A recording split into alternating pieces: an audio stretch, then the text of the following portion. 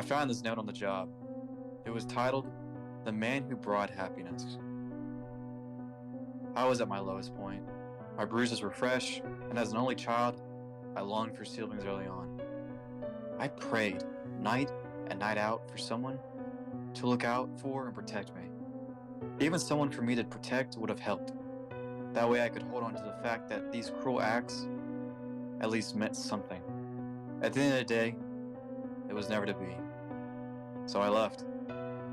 I ran for what seemed like hours through bush and brush, but compared to the others, they didn't feel like anything. Eventually my legs gave out and I hit the ground. I couldn't help but lay there and wonder, was this all I was meant for? Was this really all there was to life? What would it all be like to be happy? Was that even possible? Some bustling could be heard up ahead, crawling nearer. I could see where the woods ended, and across the street was a diner. Grabbing the nearest tree and clinging to it, pulled myself up to one leg and then the other. Move forward, I simply just told myself. Outside the diner, no one paid me any mind. They were too busy including themselves. Bumping through the crowd, I made my way to the back. My legs were getting wobbly, and I just needed a rest. I laid against the back of the building. I ducked my head into my knees and sobbed. Oh, what are you doing back here, kid? The man had simply asked. My head had raised. I've never seen anyone like him before. He had long, black sideburns that led to a dark, lion's mane, with a little gray at the bottom of his face. He was short and stout, wearing all black except for the tight white button up beneath his coat. He had a big, bushy eyebrows, and appeared to be missing a few teeth. "What is it to you?" I said as I ducked my head back down. Something just wasn't off about this guy. It had me on edge. Well, you look a little down is all. Figured I could help you out. No one can help me. What could this guy do? He didn't know anything about me. Oh, you don't say. Well, what if I had a little happiness to spare? My eyes then shot up. What do you mean happiness? Well, you see, lad, I make agreements with folk. I give 'em happiness in exchange for favors. Are you interested? I simply at first just wanted to know what the catch was. He explained to me that there was a few conditions to meet. In exchange for this happiness, I would owe him favor. A favor I was bound to oblige. It wouldn't be anything sexual or violent towards me. It would always be something I was capable of doing. I could return to him for happiness as little or as much as I like, as long as I could find him. He would never turn me away. He would always give me the exact amount of happiness unless I was explicitly asked more. If I did, it would cost me additional favors. Lastly, I could never tell anyone about our deal. "You've got yourself a deal, sir." As I said as I extend my arm, with a huge grin on my face, and I shook it. Instantly, I found a rush of something I've never experienced before. It was like my scars had melted away, and my mind had been set free. Is this what it was like to be happy? My reflection showed, and beaming bright smile on my face was something I'd never seen before. Life had returned to my eyes, and I looked at the man. I had simply asked, "What is it I owe you, sir?" He then smiled, and just simply told me to enjoy myself. And so I did. I joined the patrons outside the diner, and started chatting them up. We bonded and we laughed the night away. Without a doubt, it was the greatest night to life at that point. I then awoke the next morning on a soft patch of grass, and it still felt great. The world was my oyster. I approached the manager of the diner and asked for a job. I confirmed that I was a working age, and we worked out a deal that sent me to spot a few towns over. I may have been a runaway, but I was a working boy now, and the world would be made what I made of it. It was a year or so before I went to go see the man again. I had gone from a cook to a waiter to an assistant manager in no time. I started seeing someone too. Cassie was everything I could have ever dreamed for in a partner. Big blue eyes, lush blonde hair, and a smile that brightened even than the darkest days. She was small, but she had a spunk. She had no problem speaking her mind, and I loved that about her. I was becoming something. I was becoming someone. Then the accident happened. I'd been in a rush to work, I wasn't paying attention. Thankfully, the other party was okay. Unfortunately, I tore my labrum. For that, I don't know, the shoulder pain is completely different than most injuries. And on top of that, recovery would take months. Things hit a low point for me again. The pain was causing me to be irritable at work and at home. It was getting hard to stay optimistic. As if by magic, the man appeared again. He was simply hanging around the diner after one of my shifts. How ya been, lad? The man had looked exactly as he had before. Not so good. The man just simply looked over to me. Yeah, you look worse off than the last time. But if you need some help, I'm always willing. Help me. As you wish. He then extended his arm out, and I shook it, and in the rush of pleasure, I felt the first time had returned. Thank you. What do I owe you this time? Well, how about you meet me here at this here spot in 3 months? Then we can have a little chat and see how you feel. You got yourself a deal, sir. By the way, what's your name? You can call me Mr. Moore. Huh. Weird name, but oh well. Thanks to Mr. Moore, my luck had picked up. I had to continue to shoulder rehab for full mobility. However, the pain was non-existent. Things picked up between me and Cass and I. We were getting serious now. And there's a new restaurant opening that I was begged to be the manager of. Those 3 months flew by. How you been, Mr. Moore? Oh, things are getting better, I'll tell you that much. His beard like the gray from before. We talked for about an hour. Most of the conversation was about trivial things. I was excited it was about time to get home. Oh, before you go, you want some joy on the way out? I thought about it. I was already feeling good, but it couldn't hurt, right? Moore's happiness hits different than any normal happy high. I agreed. We shook hands, and it was the usual rush, but it was still fantastic. You're not skipping out on me, are you, Mr. Moore? Wouldn't think of it. Let's chat again in a month, lad. Deal. The following month didn't go by as quick as the prior ones had. There were plenty of ups and downs when I met up with Mr. Moore. I suggested we meet weekly going forward, and he agreed. This went on for a long time. Each week we meet up and chat about life. Every now and then if something came up, I see him another time or two. Didn't have much to say, but somehow I was always enthralled talking to him. We had been meeting regularly for years when I decided to pop the question to Cassie. She said yes. I didn't think I could ever get any happier. Until I found out that we were expecting. After I had celebrated with her, I decided I'd celebrate with Mr. Moore. I couldn't have done it without you. You completely changed my life.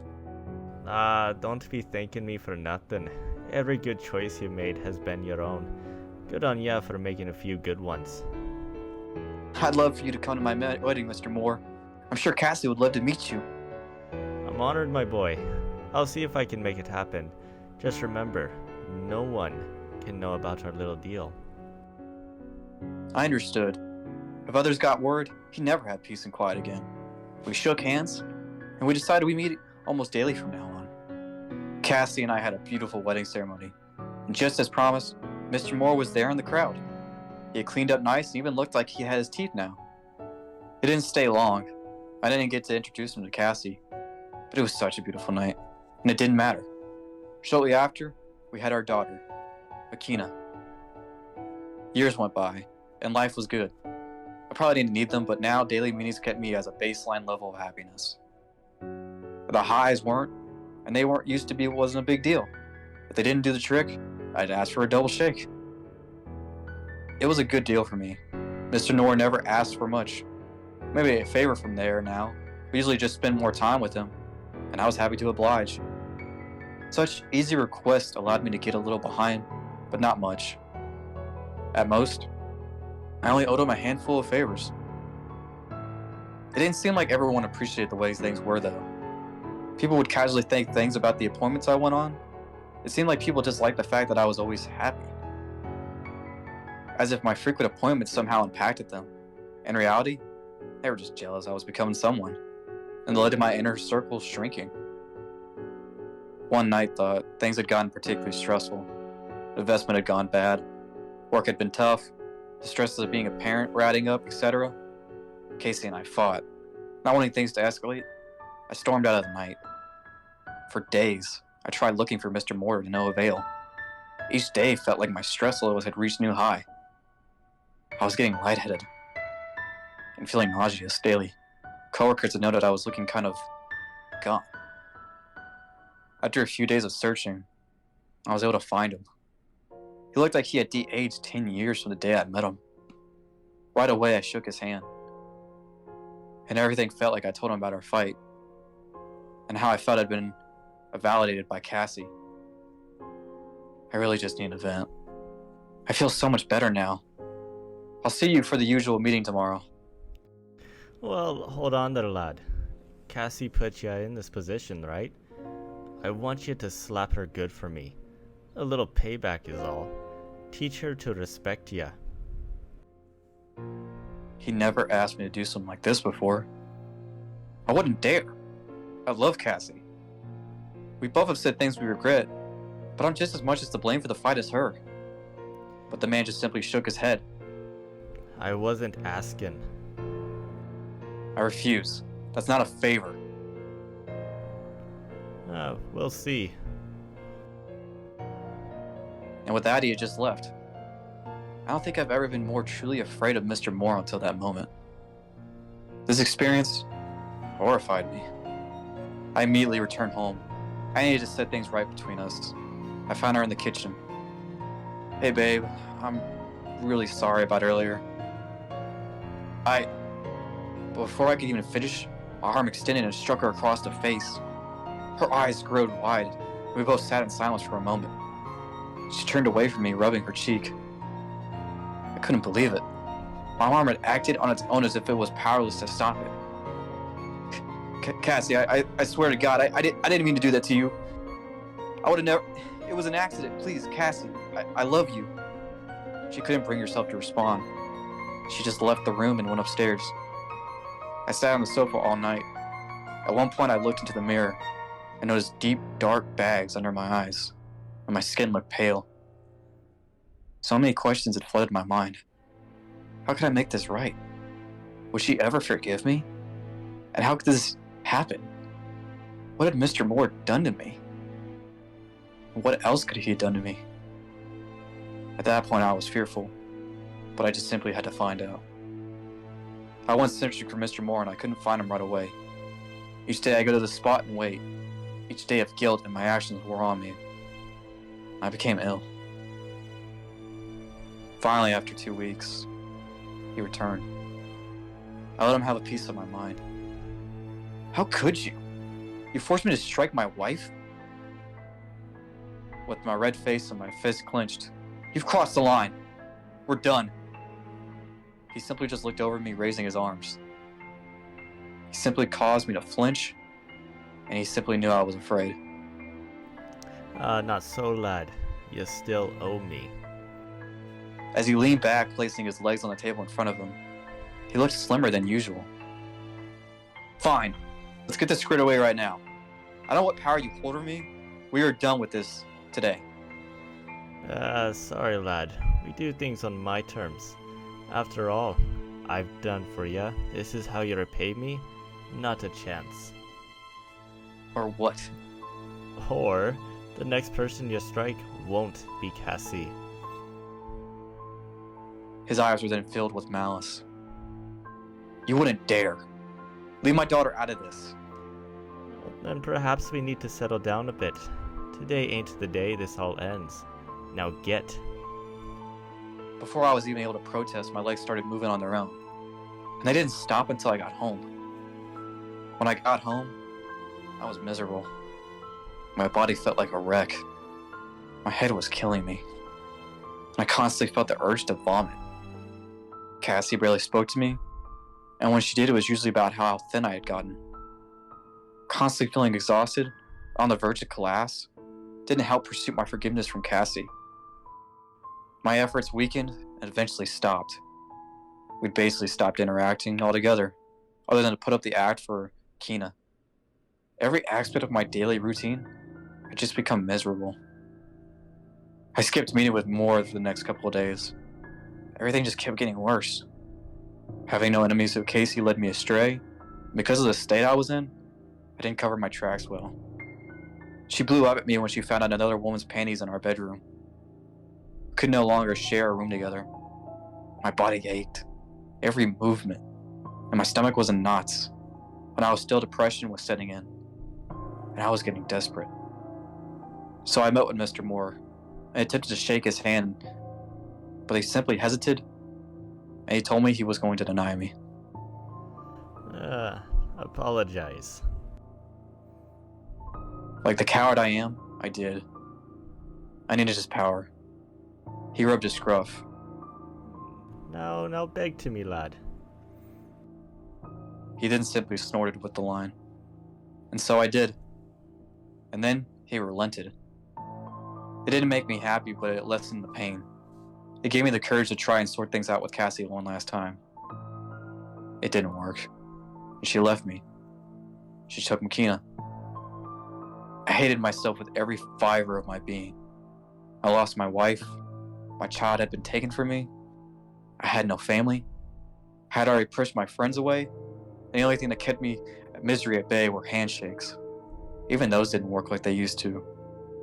Moore would make me beg to get him to do. It was humiliating. Yet I did as he said. Sometimes multiple times in the same sitting. I needed more just to get through a day now. Any missed appointment could be the end of me. He had complete control. Weeks alone turned to months. I missed Cassie and Makina. This was the lowest I'd ever been in my life. But on my birthday, I received a package. It was from Cassie, and my eyes lit up. Maybe it was just maybe I hadn't lost everything. But it was simply divorce papers. It was divorce papers. That was the final straw for me. Regardless of my fears and what he could do for me, Mr. Moore needed to pay. I took a long look at myself in the mirror that night. I could barely recognize myself. The man staring back at me was deceitful and looked starved. The pale complexion was ghost-like. My tired eyes looked as if they had forgotten what sleep was. This needed to change. I set out to meet Mr. Moore the next day. And there he was at the usual spot. Feet up on the table, grinning as if his life was easy. It was infuriating. You took everything from me. But he just simply shook his head. No, boy. Everything you ever wanted was right in front of you. You had real happiness the whole time, and you could have walked away at any point. Yet, you chose to keep coming back to me. I didn't take nothing. You gave it all away, willingly. No. It's not true. You manipulated me. Maybe I did. Maybe I didn't. Don't matter now. Every time we shook hands, you gave me more of yourself. Each time I grew stronger and gained more power over you. If you had stopped early on, things could have been different. But now, I'm in complete control, and there's nothing left of you. I'll expose you. I'll tell everyone about our deal. No, lad, you won't. That was part of the agreement. You violated, you will wish you wouldn't have. I have nothing left to lose. Oh, don't you now? No. Tonight's the night I expose you to everyone. You'll never ruin another life ever again. Then I have a feeling you won't be seen tomorrow, lad. But do what you must. He then just scoffed and stormed away. When I returned home, I knew I had to act.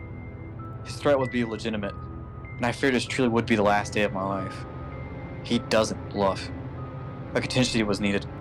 Before I called Cassie to explain everything, I started writing. I had responded to a 911 call regarding the neighbor who had been seen for a couple of days. A man in his early 30s that the neighbors told me had lost his way. I found this note on the chair beneath his dangly body. As I was leaving, I could have sworn I saw a man with dark lion's mane watching off in the distance.